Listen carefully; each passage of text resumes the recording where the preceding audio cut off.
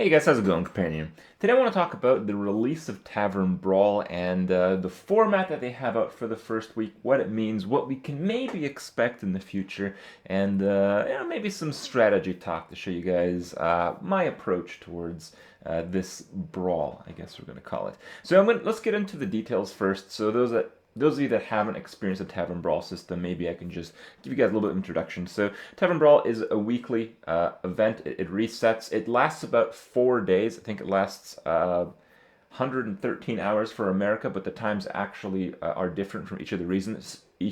Some regions don't have the full 113 hours as America does. The American actually has the longest week available, but this resets, and every week on Wednesday, I believe you'll have a new challenge. And the first one was Nefarian versus Ragnaros. And this has received some criticism, but it's still in the name of fun. There's a lot of interesting stuff that went down, and let's talk about that. So, Nefarian, as you will immediately realize after playing the challenge, is maybe a little bit better than Ragnaros. This largely has to do with Nefarian playing an aggressive deck, and Nefarian starting the game with 5 mana and a really good hero power.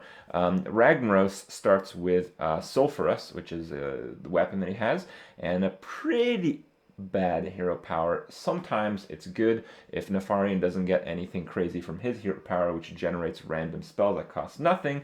Because Nefarian doesn't have any other way to do 1 damage most of the time, yeah, it's okay. Basically, if you're playing Rag, you're at the mercy of Nefarian's RNG, and Nefarian doesn't need much to beat you. In fact, I think it's completely one-sided.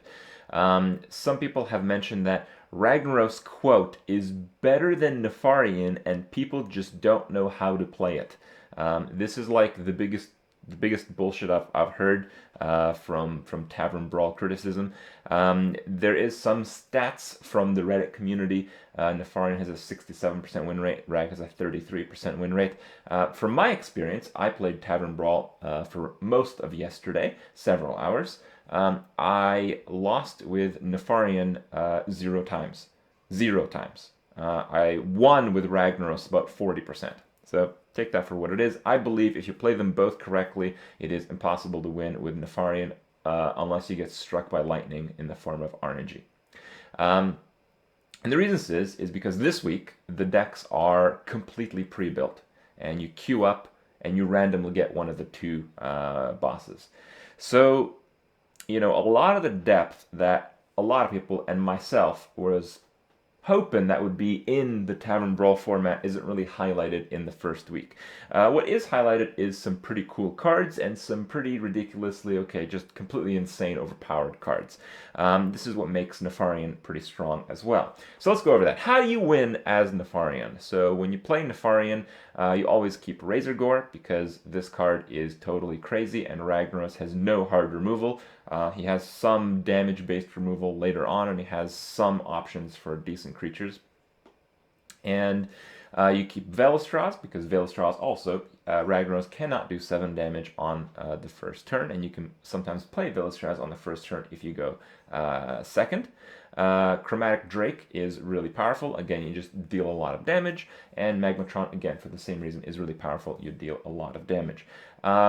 The mulligan situation is you get those cards. The decks basically have some cards that are ridiculously overpowered and some cards that are complete garbage. So the idea is to realize which cards are complete garbage, because that might be a little bit deceptive. For instance, you might think that Blackwing Corruptor is a good card in a dragon deck.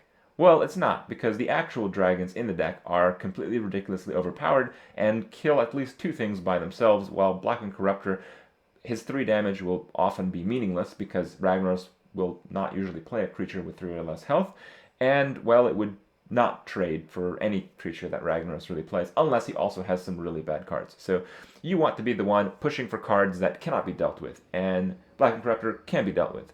So you don't really want to play that. Yeah, Blackwing Technician sucks, Blackwing Corruptor sucks, so don't think about keeping that stuff. You want to try to hero power as much as you can. The hero power to generate a random spell sometimes really screws you. In fact, this is actually the dictator of the game. If you Go for hero powering as much as possible, which is important. Obviously, you don't want to do, like, instead of playing a 7/7 for 4 mana, hero powering. No, you don't want to do that. But you want to maybe hold off playing a 7/7 because you want to, maybe play for 4 mana and then hero power when you have 6, which is turn 2. So you might want to do that because it's nice to hero power. But if you hero power and every single time you hero power you get, like, deadly poison because you don't have a weapon, yeah, you're actually going to lose. Pretty likely, unless you get some of those, like, super crazy openers, which you're kind of hoping to get anyway. But in the other case, when you get just average spells, some removal, that kind of stuff, your bait's going to win, just about every time. When you get cards like Sprint and, Lay on Hands, you basically cannot lose. It's completely impossible to lose. So yes, Nefarian's pretty good. Ragnaros, on the other hand, out of the deck list, you always want to keep Living Bomb. Living Bomb just kind of acts as a deterrent for Nefarian, and if Nefarian doesn't get a good spell to kill off his own creature, often it will work, and often it will buy you another turn. Living Lava is very good. Just do a bunch of damage absorb, and this will often trade with most cards. Even though your opponent might play like a 7/7, it'll prevent you from taking the 7 damage from the hit, and then you can finish it with a weapon. It kind of sucks, but it's really how you have to play. Son of Flame is ridiculously overpowered. Again, it usually results in you taking damage, but it's better than the taunt creature because when it does the damage to his creature, it doesn't die doing so. Lucid Front is really good against it just stalls, and Molten Giant is really important because while you have no removal to deal with Nefarian's creatures, Nefarian also generally doesn't have much removal. Okay, he has Shadow Flames, but yeah, and he might get some spells off his hero power. But you're not expecting to win when you get Ragnaros, okay? The idea is that there's a lot of cards that really suck ass in Ragnaros' deck, and some people keep them in the opening hand. The truth is, if you keep any card other than those, you're probably going to lose. Because you need absolutely everything on your side as Ragnaros, and you need Nefarian to get a bit unlucky for you to actually win as Ragnaros. The idea of the win condition is you need to get rid of Sulfuras as fast as possible to actually activate your good hero power, which does 8 damage, but if you're really unlucky with that, you'll still lose. Yeah, it kind of sucks. But there are a few tricks here. So the reason you don't keep garbage is because while your hero power before you end your weapon is to spawn a Magma Rager, because Nefarian doesn't have a removal, generally the Magma Rager is going to be pretty good, and it's often going to be better than some of the crappy weenie creatures that you get. And because your deck doesn't have any real draw, it has some draw mechanics, but not really. Like, you're going to run out of cards. You play Ragnaros, you're going to run out of cards, okay? Or you're going to die. So, Magma Ragers is good. It's okay to, like, Magma Rager on 2 if you don't have, like, a super powerful 2-drop. So don't keep shit like Flame Imp in your opening hand. I mean, it's a 1-drop, but who cares? Flame Imp will do literally nothing, okay? Don't keep Flame Imp. Even if you get Flame Imp, you may choose just to not play it because it sucks that much. There is another tip. Sometimes because you start with 1 Mana Crystal and Nefarian starts with 5, you're kind of behind. And sometimes you want to, like, finally play a creature. For instance, you might want to Geddon to, like, clear most of his board, and you might want to Geddon around the same time where you finish your Sulfuras.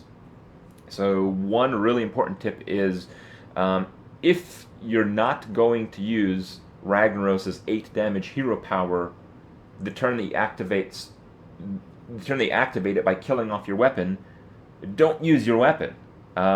Because you might want to pop a Magma Rager, then do the attack, then do the 8 damage Ragnaros hero power in the next turn. If you just pop your weapon, you waste the weapon and you waste the opportunity to get a Magma Rager. And Magma Ragers actually kind of need them. So, yeah. The always keeps can include the Brawl dude. The Brawl dude is pretty good with Ragnaros, it's just a little bit slow. Okay, that's the only other card that you might want to keep in the opener. So, yeah, that's basically it. The gist of it is that it's pretty fun, but it's not a lot of content. I mean, I played one day, and it was kind of fun. I might play a few more games today. And that's about it. Don't really get too much out of it as someone who understands these type of decks very quickly. And I think the main letdown of this week, at least for me, was that there was no like deck building interaction with the brawl.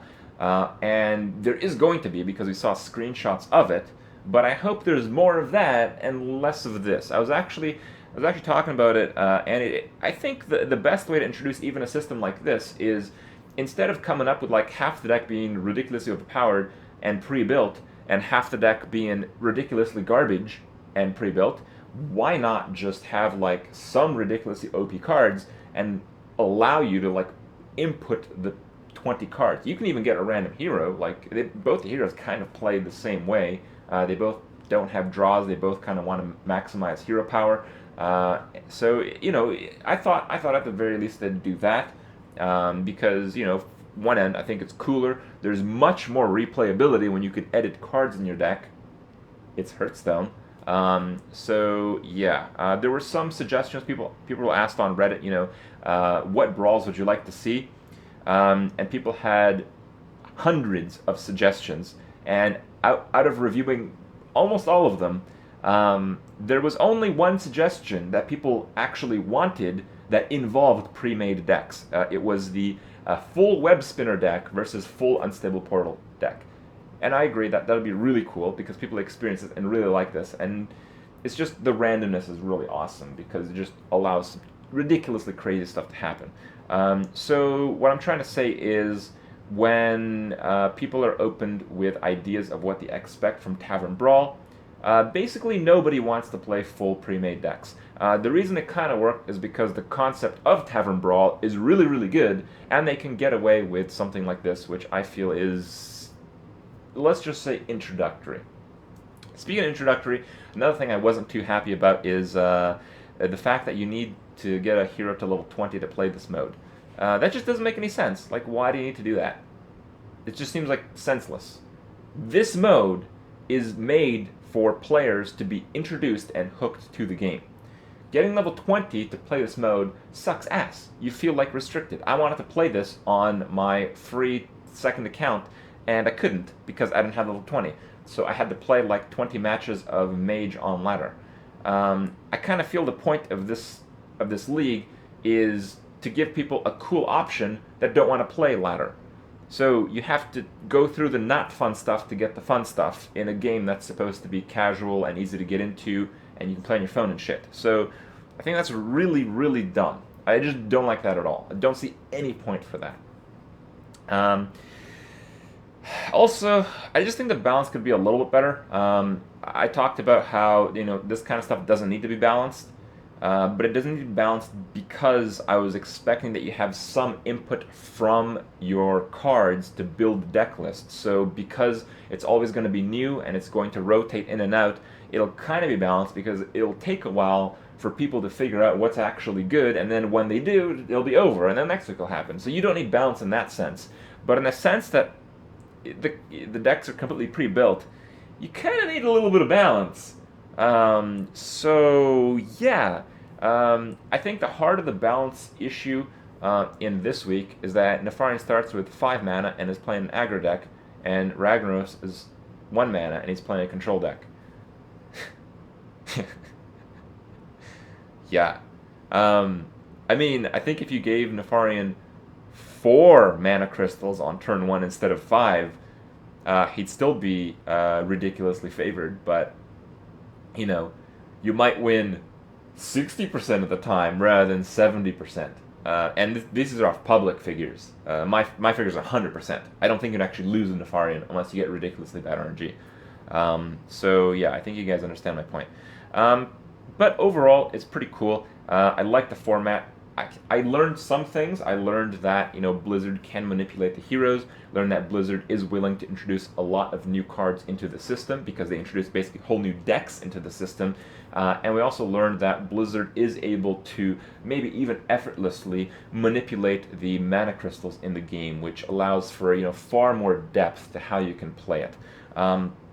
So overall, I'm really happy. I just kind of expected a little bit more, but because it's introductory, I can kind of understand it. I just hope that maybe at the very least in a few weeks we get to the stage where there is a lot of replayability. I understand this is for casual, you know, it's like a whatever mode. You want people to get into this who don't have much cards.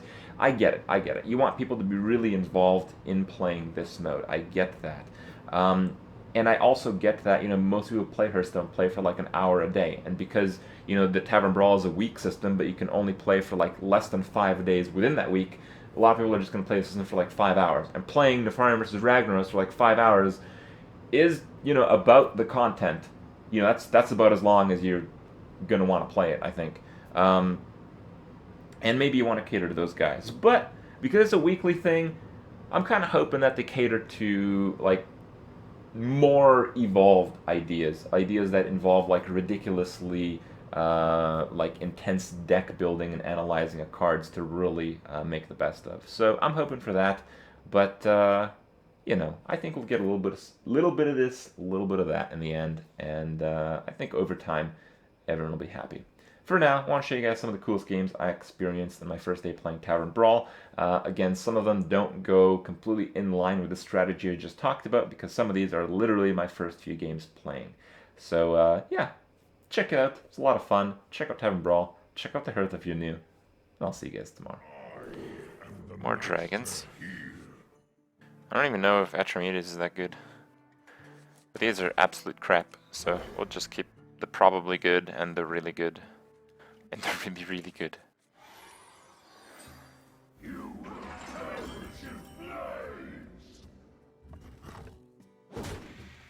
Going first is a pretty big deal.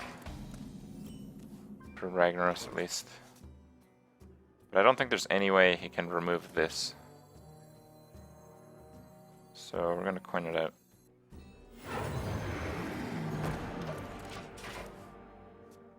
Okay, I think that's game over. Turn 1 Veil. Probably GG. Okay.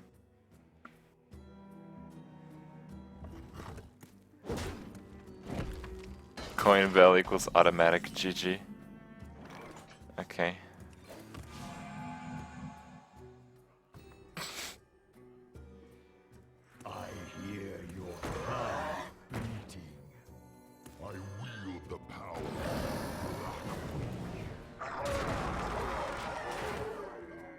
Game's done. Like, your cards cost 3 less, game over. Living Bomb, who cares?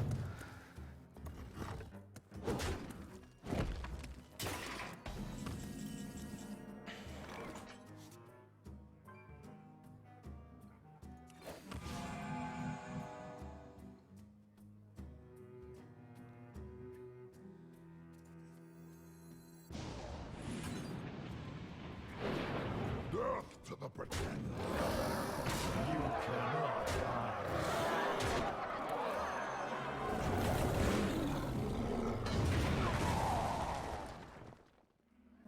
He needs the Son of Flame guy to even put a dent in this. Ooh.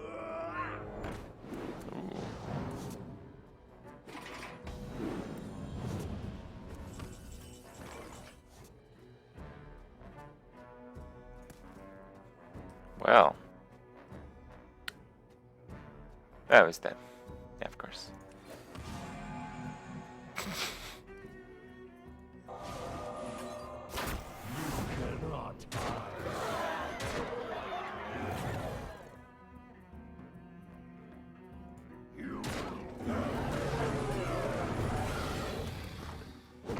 Chomp! This is such bullshit. We just search for broken cards. That's the way to play right now. Like, I think we'll actually play the Hatcher first, so we can do 4 and then Hero Power on the same turn.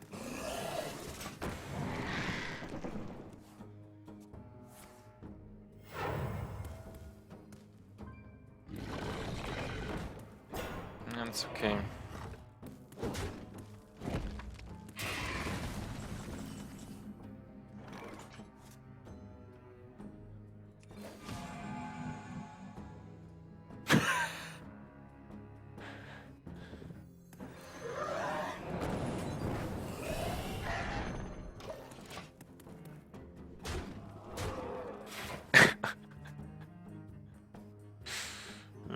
good. Esports, guys. Esports.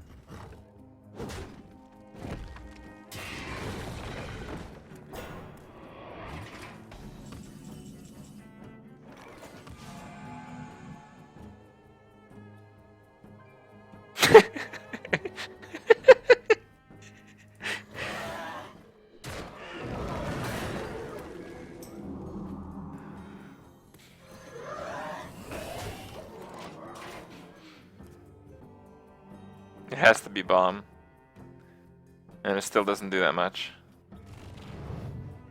Okay. Oh wow.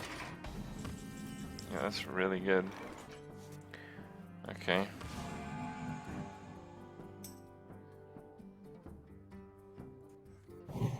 Let's just keep that alive then. I hear you.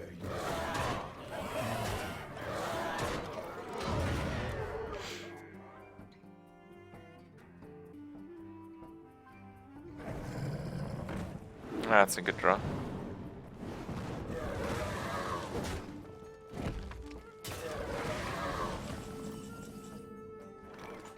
Oh, we need something for lethal. That's not something. I wield the power. You cannot hide. You will perish in flames. Is it Golem time? No. It's Flame Imp time. And rip. Jeez. There's like no way this works by itself. So we should drop them. These cards are okay, I guess. Gar's a little shitty. I'll keep Corn. Corn's good. Okay.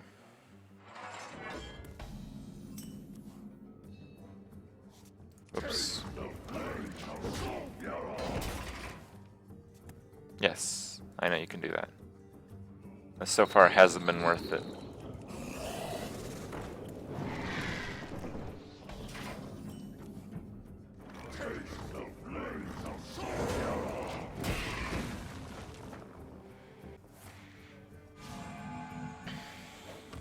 I don't know if I want to do that warrior run right now, guys. I'm pretty fucking tired, and I'm not streaming very long. Oh, shit. Oh, shit.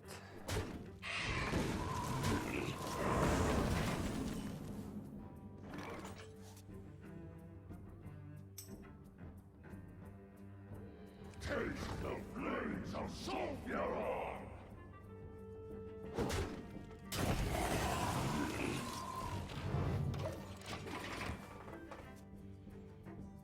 Yeah, there's a disincentive to play stuff. And then I can have a big turn. So hopefully that works.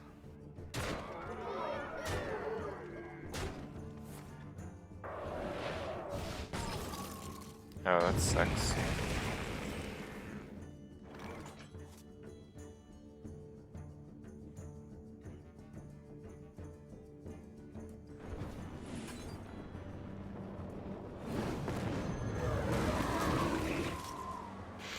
Frostbolt's super powerful. Delays my weapon breaking one turn. And forced me to make that shitty ass play.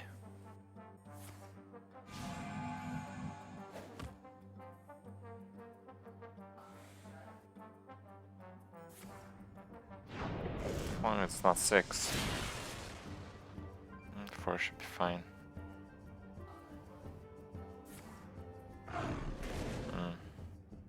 Okay. At least that spends most of his mana. It says 3 mana. Just test be a Tron. Oh, this garbage. That's fine.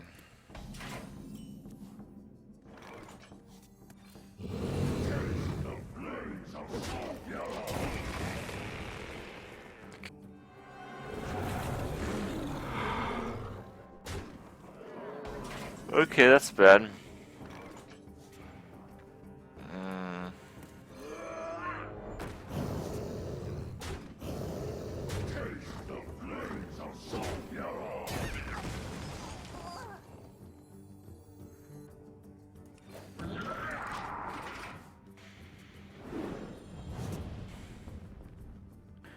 Yeah, I want Magma Rager, kind of get wrecked by Shadow Flame, but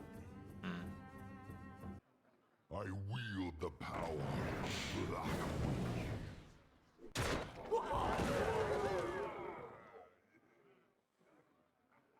I wield the power of black.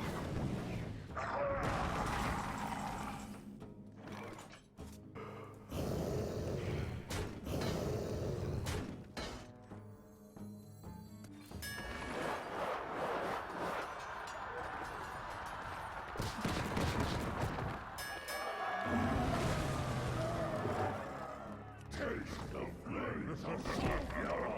Behold, the true power of Nefarian!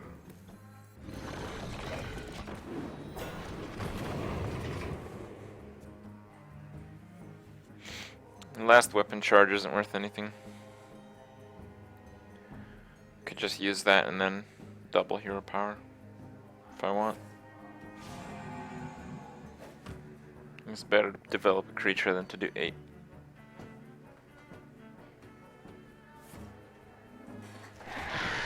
Okay, that's kind of bad.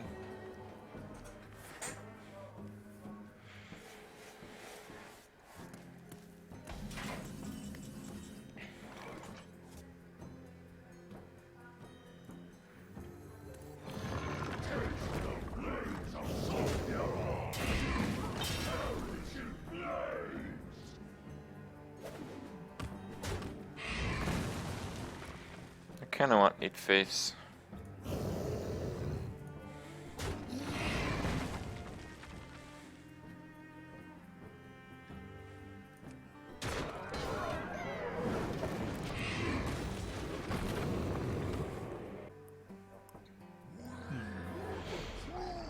Oh wow, that's so bad.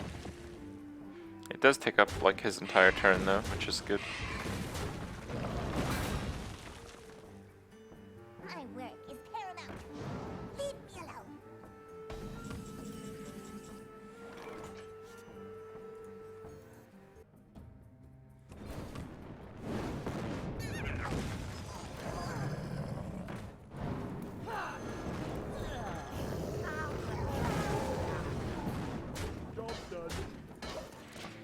This guy Shadow Flames. And maybe gets like some light bomb crap.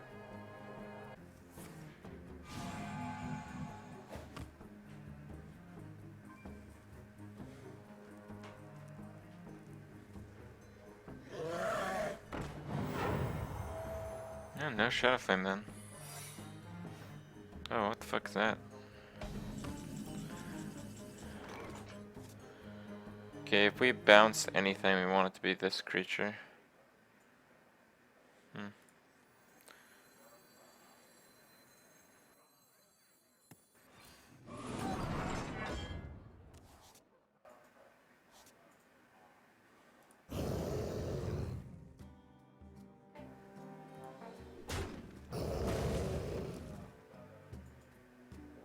I know I can double hero power. Is this really necessary?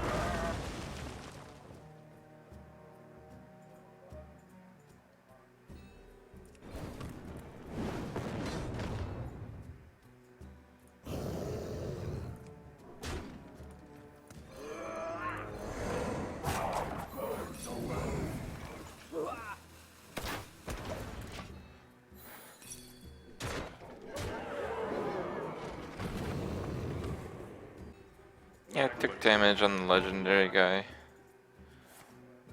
Oh my god.